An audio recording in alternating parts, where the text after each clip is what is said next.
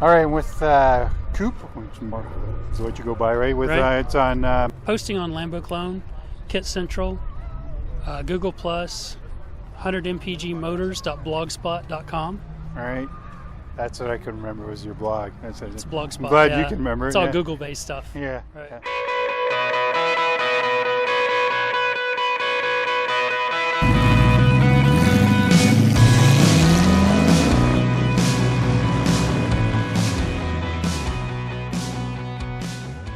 So let's talk about your beast.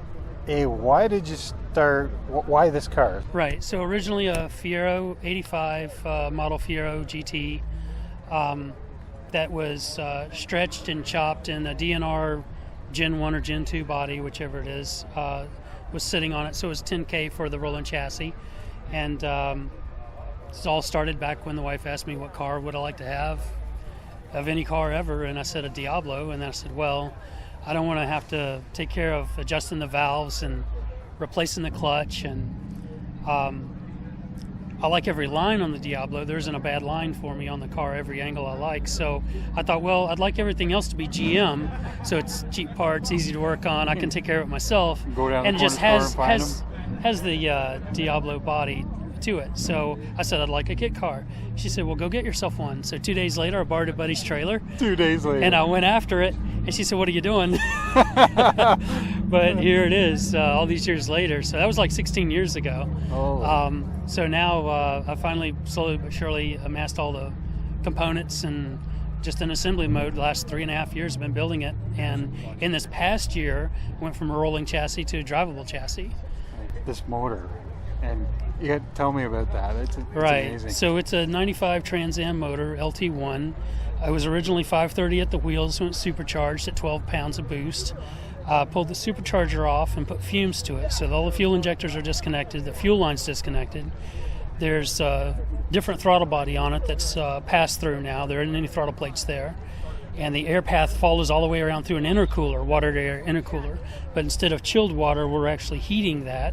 And there's a single fuel injector spraying fuel in there, so it gets completely vaporized. So the car actually runs on fumes. Literally runs on fumes. Yeah, all the math says it's going to hit between 140 and 160 miles per gallon. So that's next, is to see what it actually is on the street. So I just got it aligned just before the show, and I'm about to start the testing, see where it lands. Yeah, that's what we were saying earlier. Like, could do 200 miles an hour. And 200 miles per gallon is the actual potential. I just don't know that I'll get it up there. We'll see. Wow, it's amazing.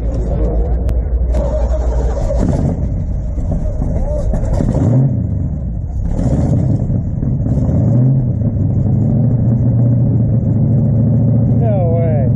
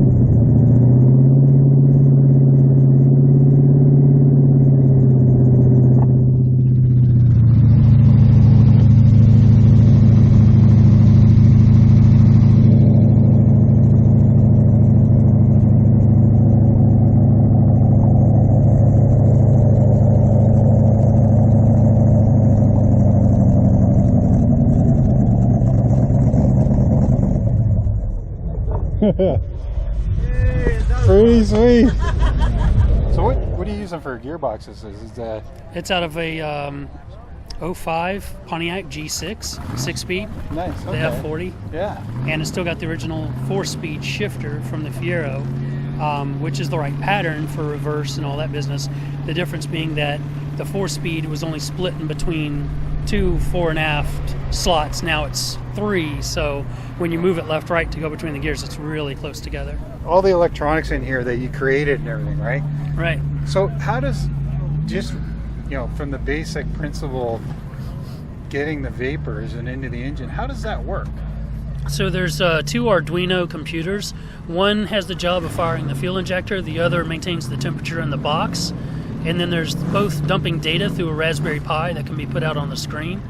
The one Arduino that's firing the ejector, I have a potentiometer, or just a knob that allows you to dial that up and down, how rich that needs to be. That's basically for cold start. And then I've got switch gear that allows me to switch the fuel pump off and on, and another switch that lets me flip between the old original ECU on the motor or this Arduino to get it going. There's twin red top batteries with an inverter that's running one of these little coil charcoal starters that you plug in the wall, 110. Okay. They're only like $10 or $12. And you typically plug them into the fire pit, to get your charcoal going. Yeah. That's actually the heating element in this unit. Right. And there's a thermocouple in there that measures the temperature. It lags behind the actual temperature that's current, so I actually had to turn that down to about 350 degrees when it's actually a little over 400 in there. And you actually want 400, 440 is the sweet spot to get all the liquid fuel to become completely vaporous. Really? Yeah. That is wild. That is really cool.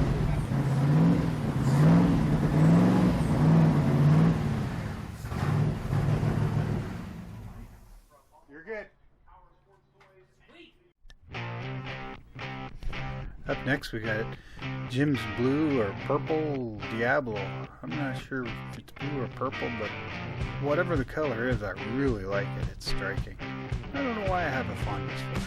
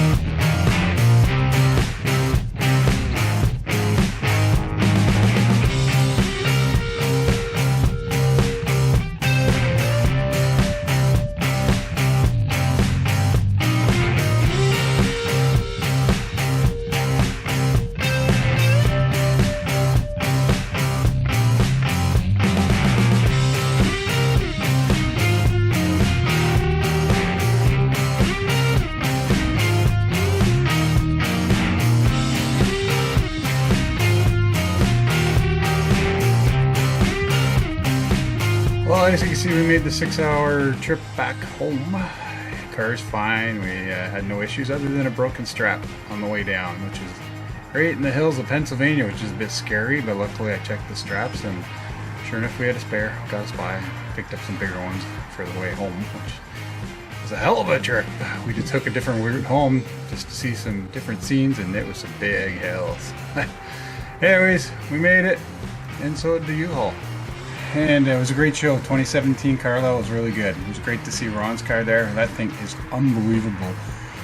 And Coop with his literally running on fumes.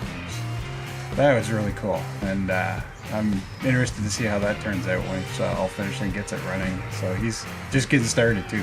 So anyways, lots to see there. You know, the other guys that showed up, it was great to see them, you know, come in. And there's a lot of traveling for this, so I can see why it's tough to make the show for all of us. You know, it's not like we're over in the UK where everything's pretty close. We're hours away from each other. And that's the industry. So maybe as you know, things in the industry start building again, you know, kids start coming back out again, and the builders start making it to the shows, then we'll have the better turnouts again like we used to have years ago. But because there's no builders, it's hard to get the volumes out because it's just privateers that are able to bring their own cars out. But I think that might change in the next 10 years. Alright, till next time.